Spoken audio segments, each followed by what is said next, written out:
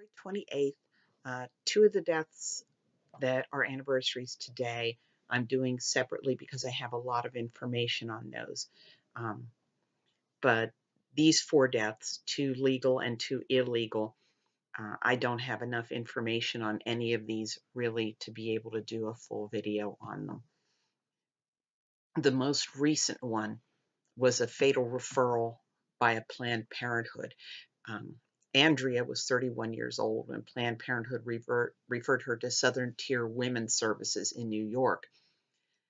She was sent home with retained tissues that cause gas gangrene, and she died February 28, 1993 in Rutland Regional Medical Center.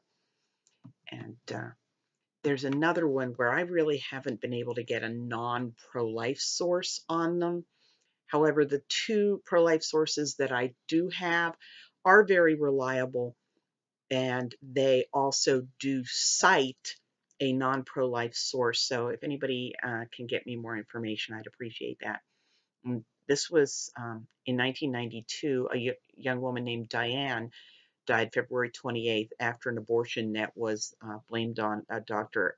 Angel Acevedo Montalvo in the U.S. Virgin Islands. Now, Human Life International mentioned that Montalvo was charged with manslaughter in two cases of maternal abortion deaths. So it probably means that it was pretty quacktastic. And Priests for Life has a list of women who died from legal abortions, and they include Diane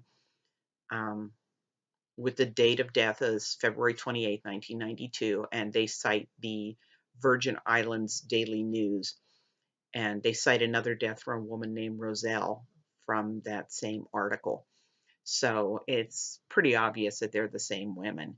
So if anybody has access to Virgin Islands newspapers from that time and can get something to me, I'd appreciate it. I haven't been able to find a newspaper site online that has papers from the Virgin Islands. Now we go to the illegal ones, and they're at the very beginning of the 20th century. In 1918, a 27-year-old woman named Catherine died at Cook County Hospital from an abortion that was perpetrated by a Catherine Eichenberg on November 27th of the previous year. And I got this from the Homicide in Chicago Interactive Database, and they identify Eichenberg's profession as abortion provider, which is what they tend to put, I think, if I'm interpreting this correctly, when it was a known lay abortionist. And they did mark that she was known to police and also operated under an alias. Now, she might have been a midwife because the vast majority of Chicago abortion deaths I find during that time were perpetrated either by doctors or midwives, but she might also have been a lay abortionist.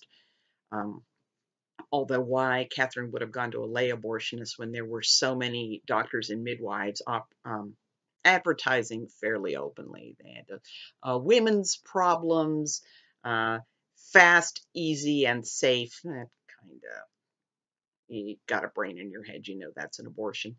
And then we have a 1914 death in Chicago. Again, this was from the Homicide in Chicago Interactive Database.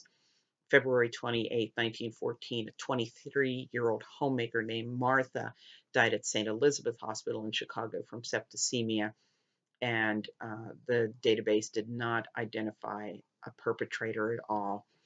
So could have been just about anybody, although because it was on the homicide database, we can be pretty sure it wasn't self-induced. So I wish I knew more about those cases. If I ever do get more, I'll let you know.